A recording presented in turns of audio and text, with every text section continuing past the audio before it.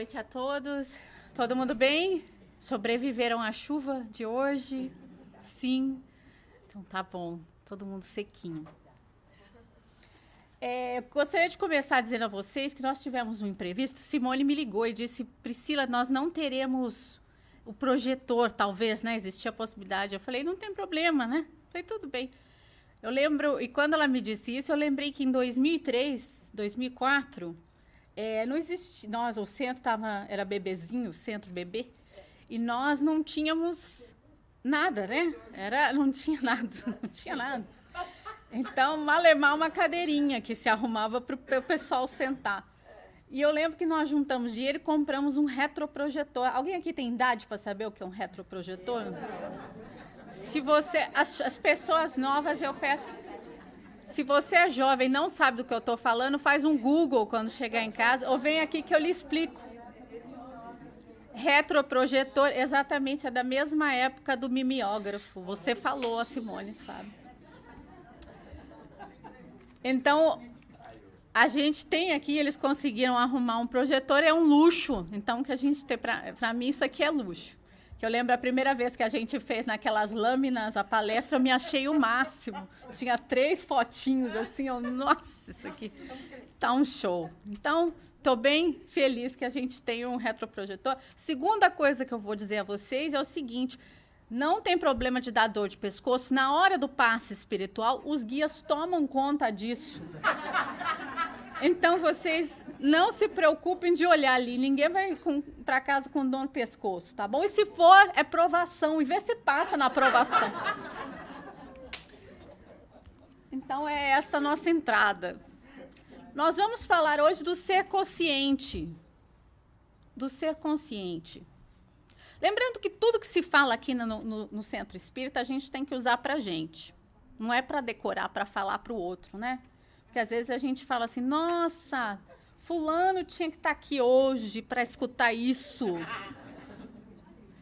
Olha, Deus não erra, gente.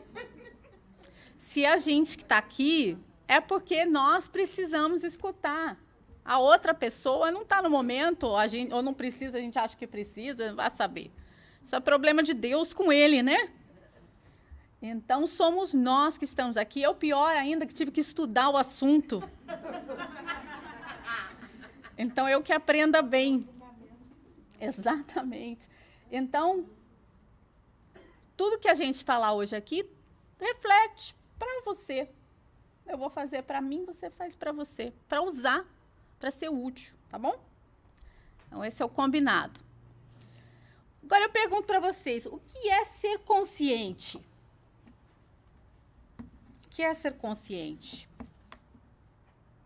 Consciente do quê? Ser consciente é saber quem somos.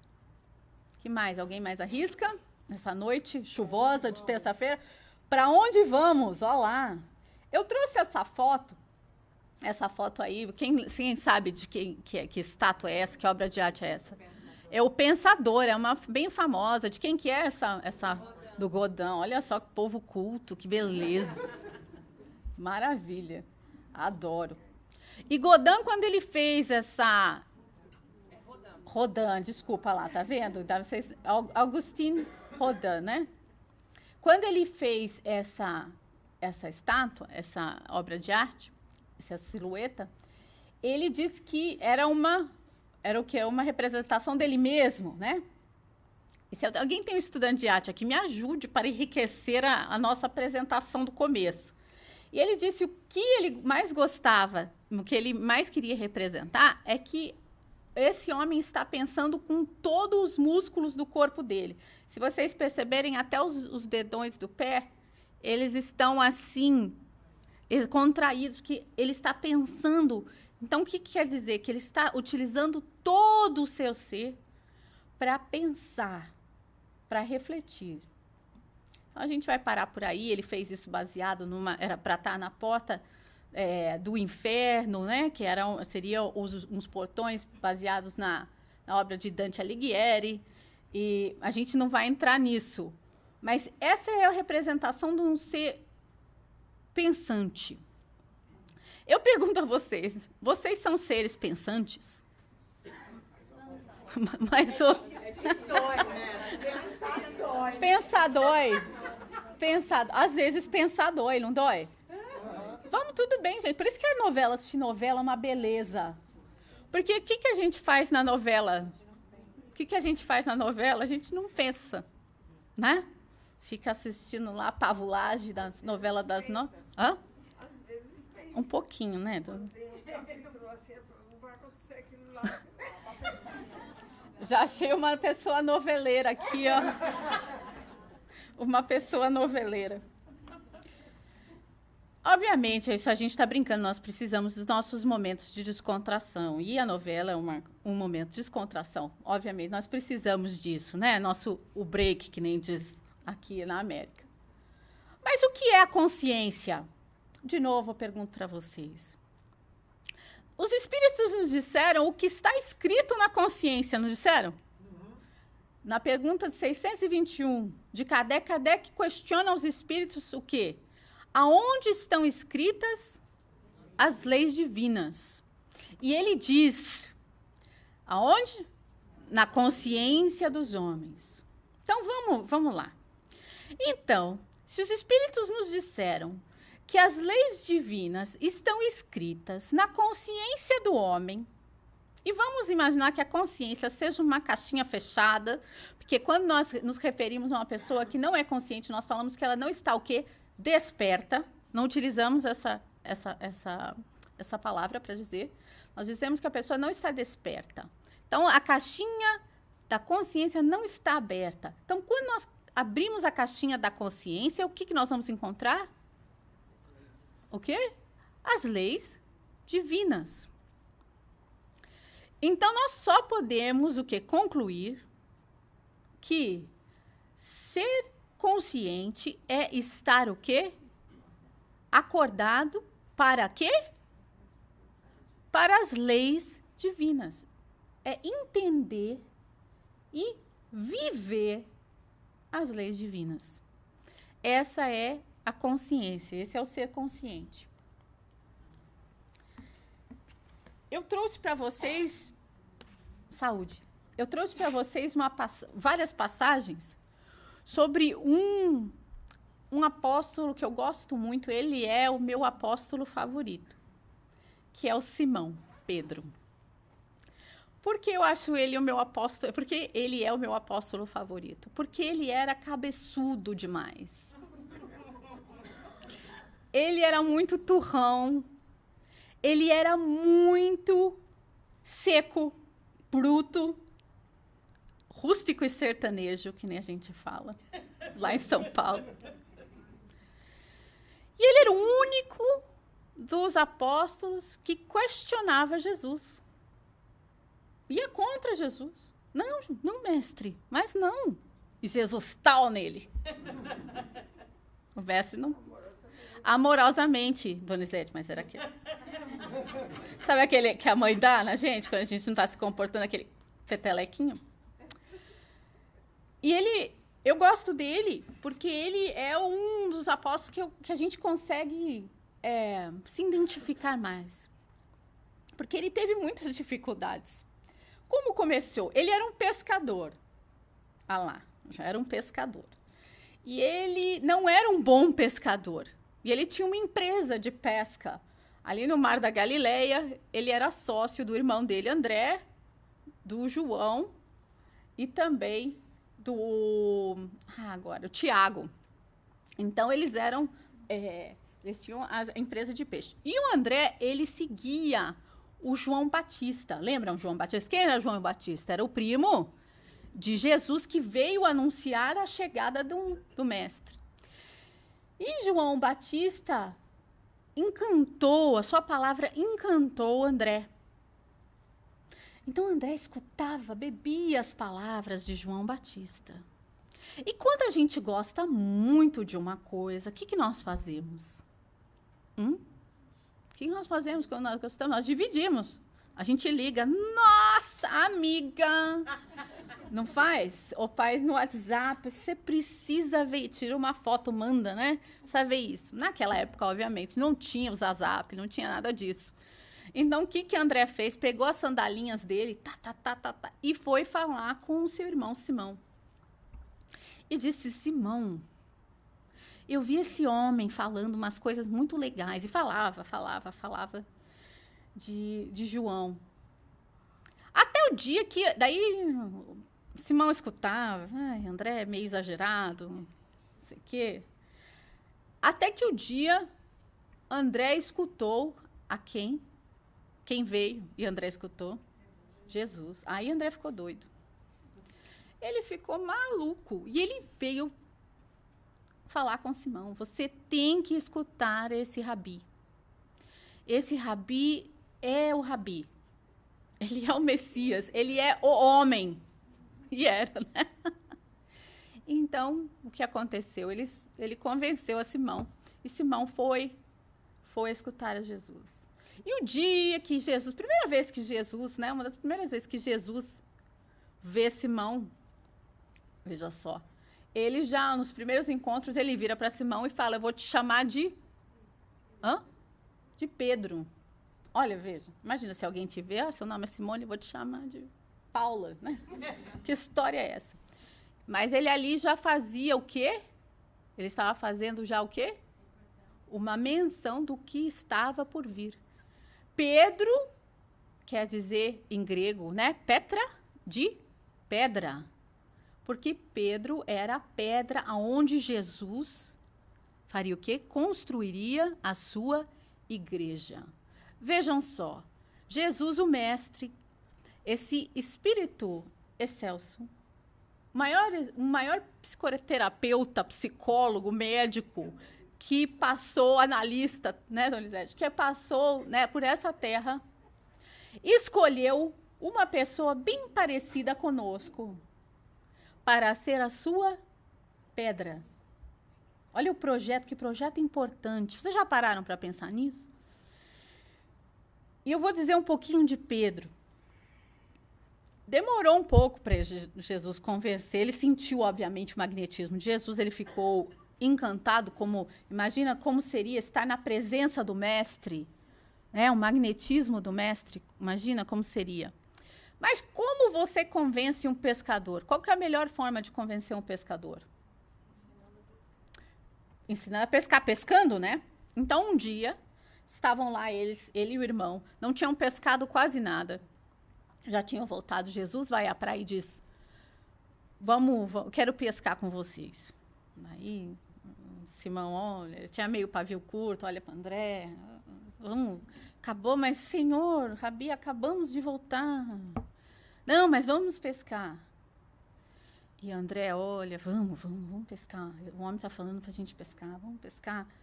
E Simão, ele é marceneiro, ele não sabe de nada de pescar.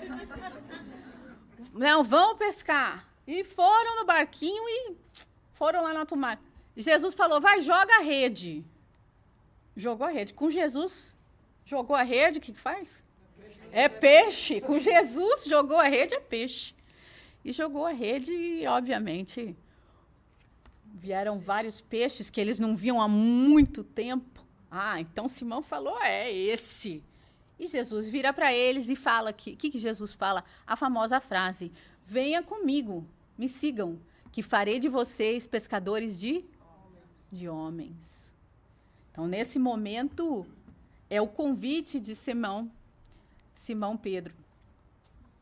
E Simão Pedro, com todos aqueles defeitos, ele começa a seguir Jesus. Ele escuta todas as parábolas, todos os ensinamentos do mestre, e ele começa, ele também, a dar o que tem.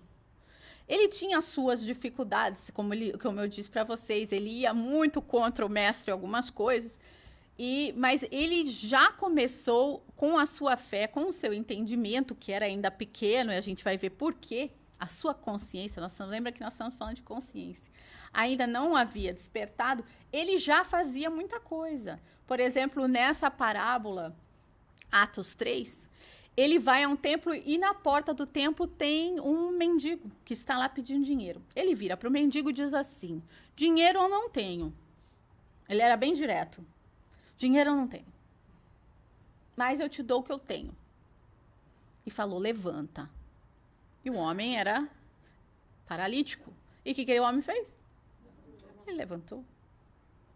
Então, nós estamos falando de um homem, Simão Pedro, cheio de defeitos, que praticou o que nós sabemos pela doutrina espírita, que não é um milagre. É um milagre? Milagres não existem. Milagre é a palavra que nós usamos para o quê? Explicar as coisas que ainda não entendemos. Mas hoje, graças a Deus, com o Consolador prometido, que é a doutrina espírita, nós já entendemos que isso foi uma ação, né, dos fluidos do médium, no caso do Simão Pedro, dos espíritos provavelmente que os acompanharam, um trabalho dos espíritos que acompanharam, e, obviamente, devia ser o momento de recebimento dessa cura para essa pessoa.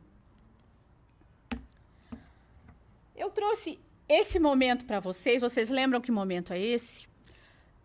Antes de chegar a esse momento, Simão Pedro, Jesus conta para eles, conta para os apóstolos o que estava por vir, o que ia acontecer. O que ia acontecer? Que Jesus iria por martírio, seria sacrificado, seria crucificado.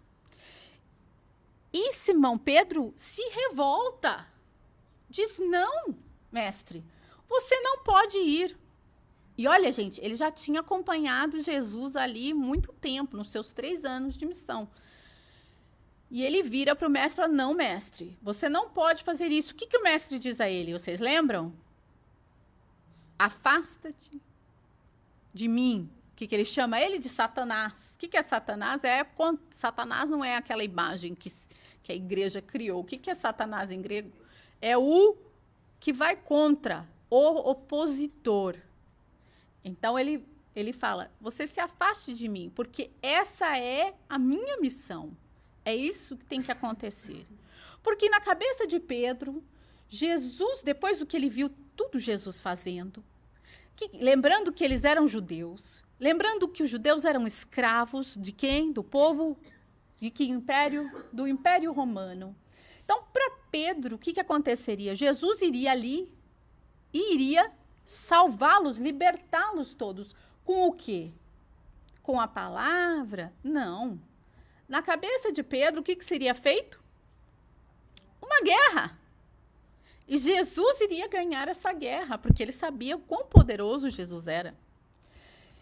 E Jesus, na noite, ele pede para Pedro e outros 2 apóstolos, ele foi para o jardim para orar, antes do que aconteceu, antes de ser preso, e ele fala para Simão Pedro: vigiai, orai e vigiai.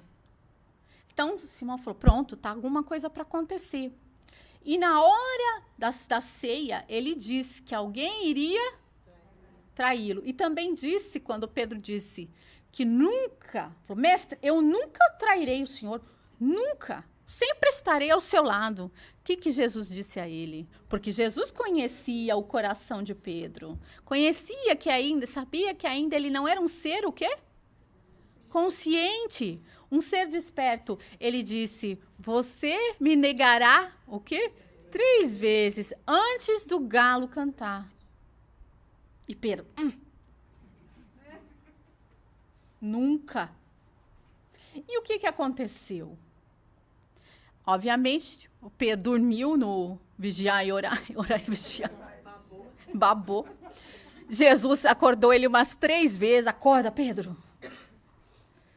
E então Pedro já estava pronto, ele se preparou ainda mais, dizendo: bom, eu vou defendê-lo, porque ele achou que, o que é vigiai? Vigiai é uma palavra que se usa militar, vigiai, não é? E Jesus ainda tinha feito que alguém vai trair. Então, ele estava pronto, dentro do seu conhecimento, dentro de quem ele era naquele momento evolutivo, que ele tinha que defender a Jesus. No momento que o sacerdote e os soldados do sacerdote vão prendê-lo, o que Pedro faz? Ele fala: não vou trair Jesus, não vou deixá-lo, não vou nada. Ele pega a espada e corta a orelha do servo do sacerdote. Pedro era ruim do negócio, né? Porque imagina, você cortou uma orelha, você tá com uma espada ali, e você cortou uma orelha, era pescador, não estava mexendo. Então ele corta a orelha. E o que Jesus faz imediatamente? O repreende. E ele diz uma coisa: quem fere com a espada será ferido. O que é isso que Jesus está dizendo a ele? É uma lei de Deus, ação e reação. Tá vendo? Todo momento Jesus tentando despertar Pedro. E o que acontece depois disso? Jesus rapidinho pega a orelha e faz um fix ali, né? Coloca a orelha rapidinho, dá uma ajeitada, porque se Jesus isso não fizesse, ele iria para a prisão, provavelmente, porque ele machucou o servo do sacerdote.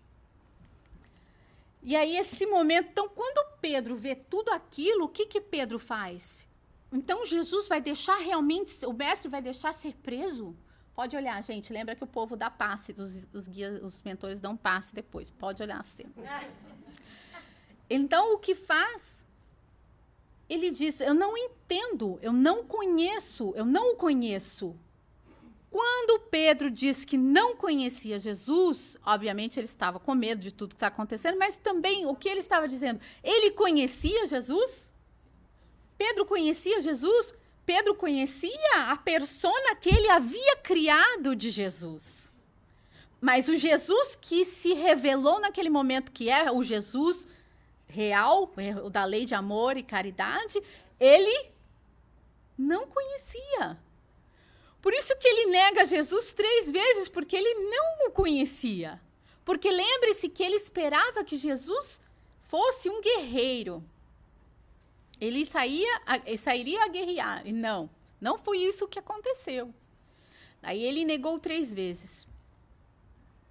Essa cena que a gente conhece. Jesus já havia sido crucificado, desencarnado. Depois ele aparece de volta aos apóstolos. E tem uma cena muito bonita que a gente percebe a evolução de Pedro, o despertar de Pedro. Jesus, como espírito, está na praia fazendo um café da manhã, preparando ali pães e peixes. Ele tinha pães e peixes.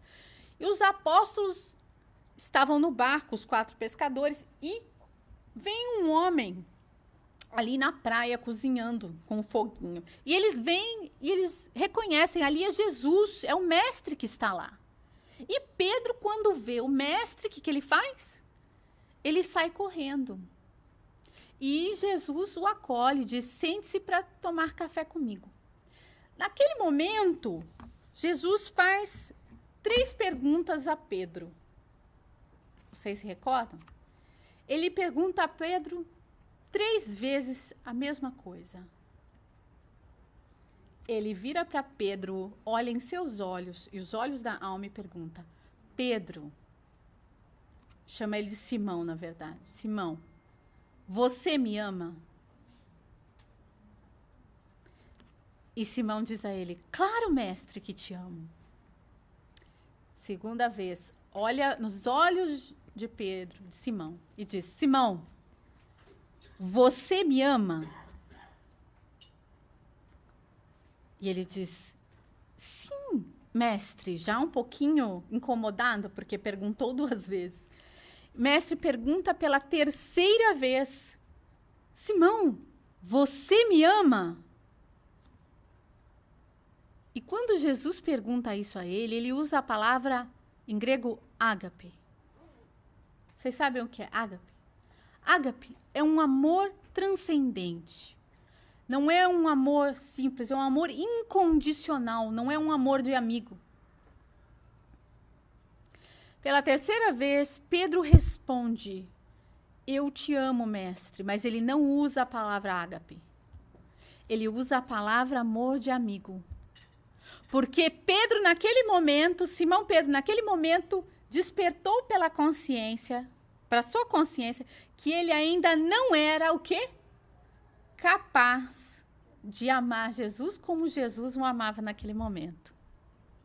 E quem fez isso?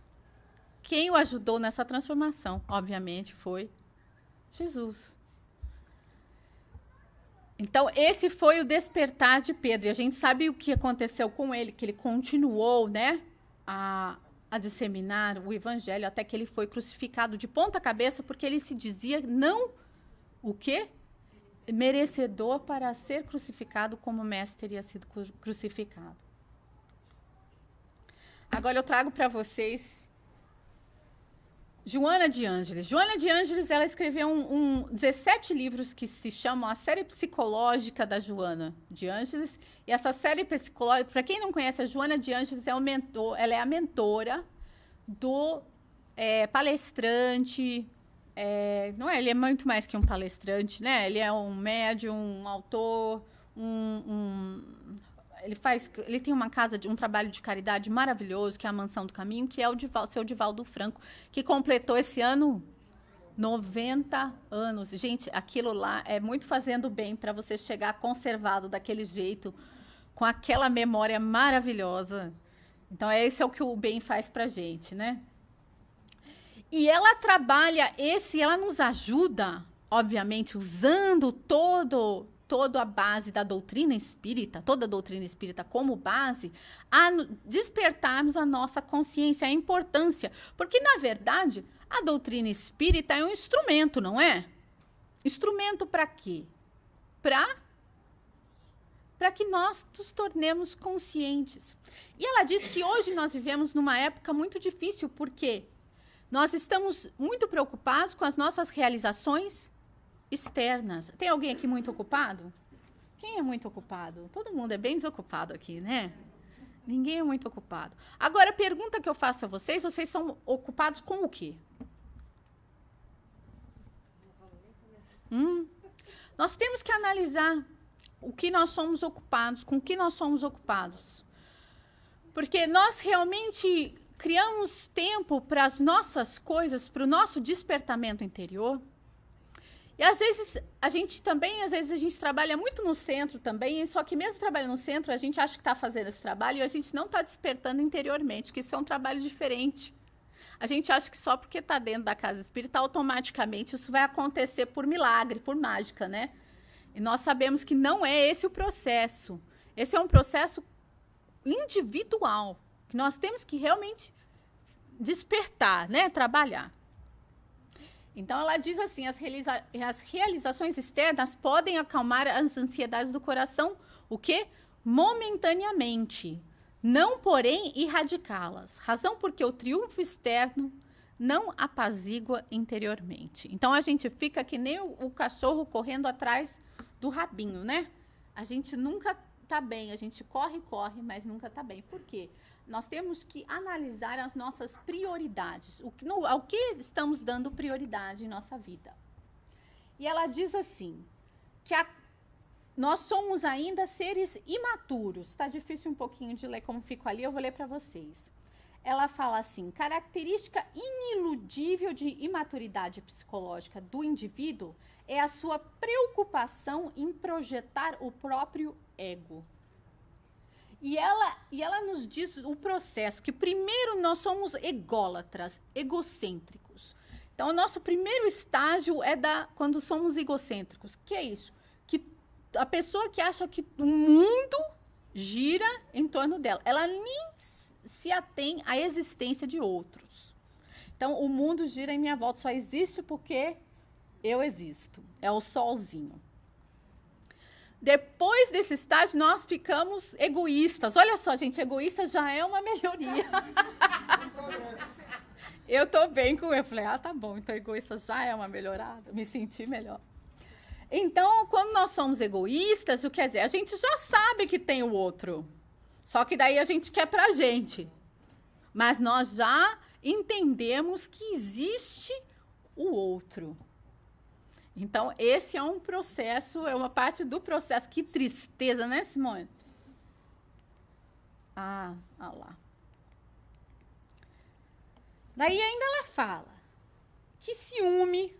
Vamos ver se vocês... Eu vou lendo, vocês vão falando se vocês sentem qualquer coisa com qualquer um deles. Eu sei que esse pessoal evoluído aqui da terça-feira não vai ter nada disso. Mas vocês imaginem para outras pessoas menos evoluídas. Ciúme, não. Ressentimento, que é isso? Inveja, ódio, maledicência, não. E um largo cortejo de emoções perturbadoras são os filhos diletos do ego, que deseja dominação e na ânsia de promover-se. Quem é esse tal de ego que a gente fica falando? Ego, esse ego. Quem é esse ego? Mata o ego. Pega esse ego, mata esse ego. O ego é uma criação nossa. Não é o nosso self, como eles falam, como a Joana fala, como os psicólogos falam, que é a nossa essência, que é aquele ser que entende as leis divinas. Lembra quando Jesus disse, eu e o Pai somos um? Quando ele disse isso, por que Jesus tinha, assim, ficou bem à vontade de falar que ele e Deus eram um? Porque ele era desperto, ele era um ser consciente e ele entendia as leis de Deus. Então, ele se sentia uno, um com o Pai. Então, quando o ego é aquela parte nossa, é a psique, uma parte da nossa psique. Gente, desculpa, eu não sou psicóloga, isso aqui é que eu estou lendo, entendendo e passando a vocês. Se tiver um psicólogo na casa, me salve se eu estiver falando alguma coisa enganada, por favor. Não tem problema. Então, o ego é uma criação nossa para justamente abafar esses conteúdos que estão no momento no inconsciente. E a gente acha que esse ego, que é essa nossa criação, que esse é o ser real. E a gente luta para defender o reizinho. Então, por isso que a gente inveja alguma coisa. Porque quando a gente está realmente em contato com o self real, com as leis divinas, tudo é o quê? Besteira. Que nem o povo fala, é besteira. Então, quando tudo nos pega, tudo nos mexe, né? E às vezes a gente culpa os outros, né? Ai, fulano me irrita. Já escutaram alguém dizer? Não vocês, pessoas evoluídas. Mas vocês já escutaram alguém dizer, fulano me irrita, ou situação me irrita? Ninguém irrita ninguém, gente. Nós nos deixamos irritar. Isso é nosso, é processo interno. É o egão afetado. Para que eu quero descer. É o ego gritando. Tomar cuidado com todas essas emoções fortes. E ela continua dizendo alguns outros sinais. A autocompaixão. Sabe o coitadinho de mim? A eterna vítima. Tem até nome de novela da Globo, a eterna vítima. Né? Vocês conhecem alguém desse modelo? Que a pessoa é o poços das reclamações, né? Você fala alguma coisa e fala que eu tô dor de cabeça. A pessoa fala, eu tô com tumor. A pessoa, ela sempre quer, ela tem uma dó dela mesma, né? Ninguém sofre mais que ela. É uma grande competição. Cuidado, não seja assim. Você não seja assim. Não vamos ser assim. Queixas, aí a pessoa reclamilda. O reclamildo. Tem reclamildo? Não conhece, dona Ed, nenhum reclamildo na sua vida? Que vida boa que a senhora leva. A senhora já deve morar em outra dimensão, porque nesse planeta de provas e expiações a senhora não mora. Não tem uma pessoa que a senhora conhece que não é reclamilda, queixosa, não? Olha. Lembrou. O que a pessoa queixosa faz? Ela transfere para as demais pessoas as causas dos seus insucessos. De novo, nunca é com ela, né? Isso não deu certo para mim porque fulano ou ciclano, eles não fizeram a parte deles, né? Ou se eu tiver... não é? Vamos imaginar. Então, lembrando que não é... Eu falo para pensando na outra pessoa, mas eu estou brincando. É para a gente pensar na gente quando a gente faz essas coisas. Vamos despertar. Comportamentos exóticos. Olha, ela usou até um nome assim para... Né? Comportamentos exóticos é tudo aquela coisa bem estranha. Né? Aquela pessoa que grita muito, ou se história muito... Vocês se entendam com seus comportamentos exóticos, eu não preciso dizer, a gente tem que se olhar.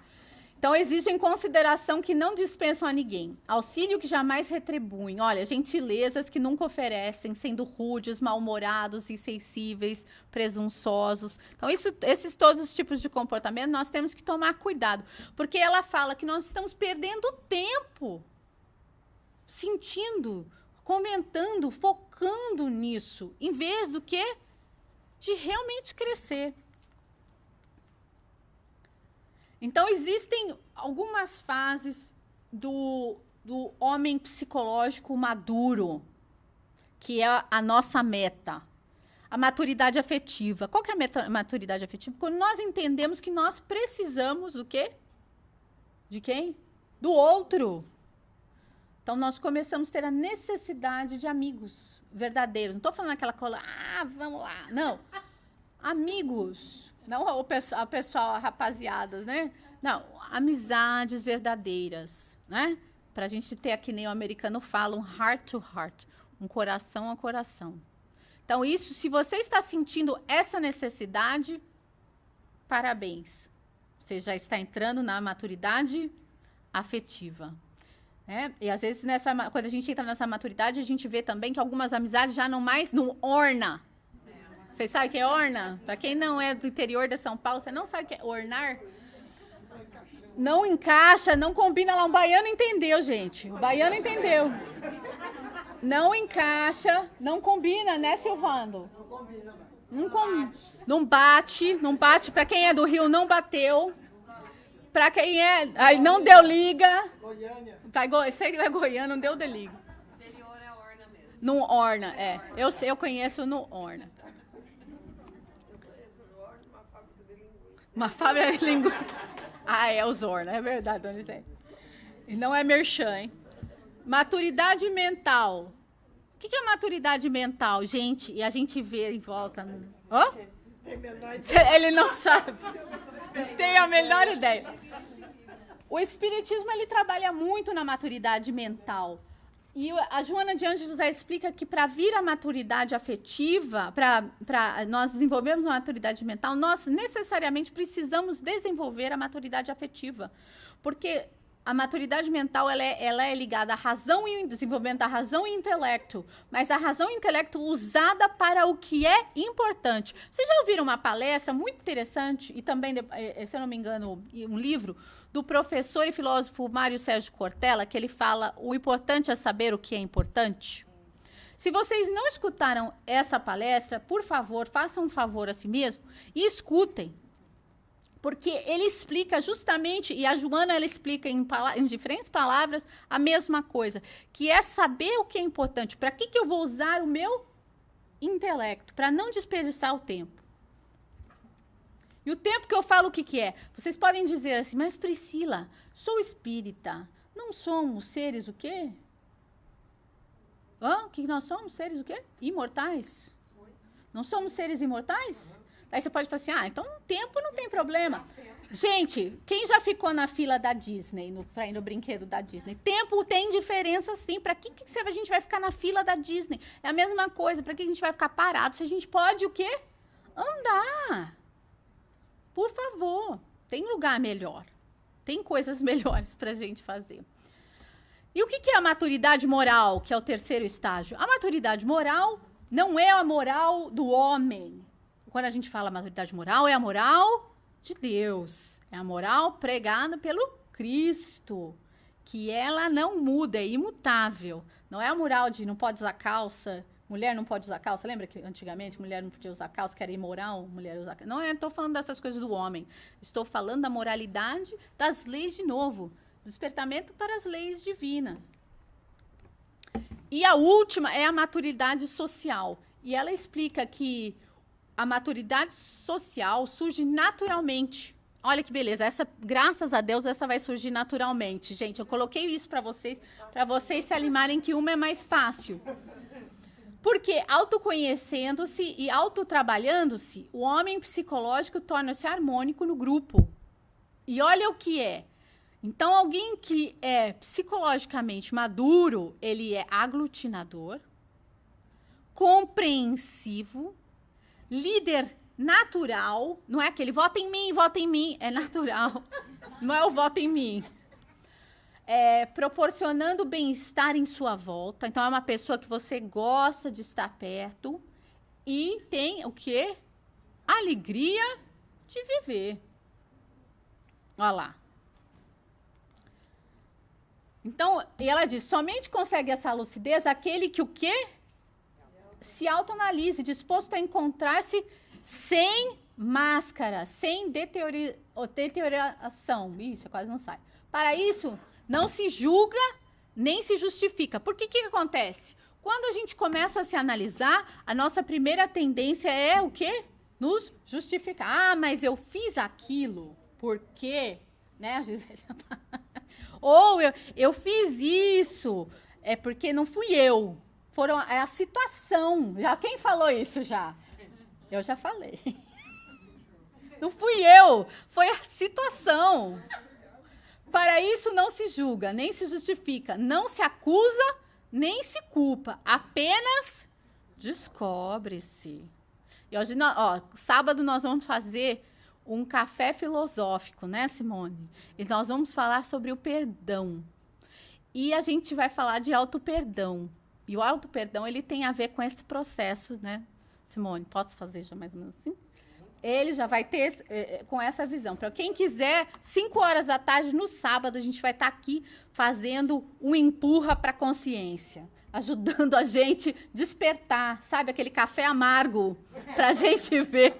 Devia te chamar café amargo filosófico. Não é gostoso? Não, para despertar tem que se amar. E aqui ela diz, muito importante, gente, são instrumentos básicos que eu vou passar para vocês, que o nosso tempo já está. Nossa, passou muito rápido. O auto-amor passa rápido. O autoestima, a oração, a importância da oração, para nos mantermos conectados, que graças a Deus a providência divina está sempre o quê? Presente. Para quem quer realmente o quê? Se melhorar, se evoluir. A relaxação. Nós precisamos daquele momento, não é só trabalho. Meu nome é trabalho, meu sobrenome é trabalho. Né? Já viu, pessoal? A gente imigrante, aliás, quem é imigrante às vezes vem com aquela corda toda, só trabalho. Tem que ter um momento de relaxamento. E meditação. Ajuda o crescer de dentro para fora, realizando-se em amplitude e abrindo-lhe a percepção para os estados alterados de consciência. Então, nós temos que parar, dar um break na nossa vida para nos observar, para ver como que a gente está. E a meditação nos ajuda. Então, eu trouxe para vocês um bebezinho despertando, para dar aquele momento da palestra. Então, olha, para terminar, eu vou só dar uns flashes para vocês gravarem e refletirem. Então, ser consciente significa estar o quê? Desperto, responsável, olha só, não arrogante, não submisso, livre de algemas, liberado do passado e do futuro. Isso é problema.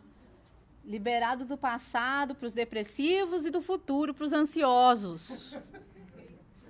Só estou dizendo. Certamente experimenta as contingências da vida social. Quer dizer, está vivendo como todo mundo. Ninguém aqui é o mais sofredor, né? A não ser que for aquele coitadinho de mim, que obviamente aquele sofre mais que todo mundo. Certamente experimenta as contingências da vida social, dos prejuízos políticos, nem vamos falar disso, das injunções do corpo, sem que tais ocorrências, o quê? A pessoa não é derrotada, acontecem as coisas, não fica no chão. Não pode deixar, porque acontece com todo mundo. A autoconquista é um crescimento natural e não perturbador. Então, não é aquela coisa assim de chicotinho, tenho que me torturar, nada disso. É algo suave, assinalado pelo aprofundamento da visão da vida, totalmente diverso do comum, passando a transpessoal, portanto, espiritual. Harmonizando aspirações e lutas, buscas e realizações, o homem consciente vive integralmente todos os momentos, todas as ações, todos os sentimentos e todas as aspirações. Então, é viver a vida presente. É viver mesmo. Esse momento, lembra, tem até um dizerzinho, crescer onde está plantado. E, para terminar, eu trouxe para vocês um poema do Fernando Pessoa, que é muito lindo esse poema, para que mexe com a alma. Então, para mexer ainda mais com um pouquinho com a nossa alma, aqui eu vou ler para vocês Fernando Pessoa. Ser consciente é talvez um esquecimento. Talvez pensar um sonho seja ou um sono. Talvez dormir seja um momento. Voltar o espírito nosso a ser seu dono. Quem me diz que o rochedo bruto e queda não é o verdadeiro consciente, o êxtase perene de uma mente, que deixa o corpo hirto ser rochedo? Só a morte o diz, mas quem diz o que diz? Muito lindo esse poema do Fernando Pessoa. Então, eu deixo vocês com essa reflexão e boa sorte no seu despertar da consciência. Boa noite.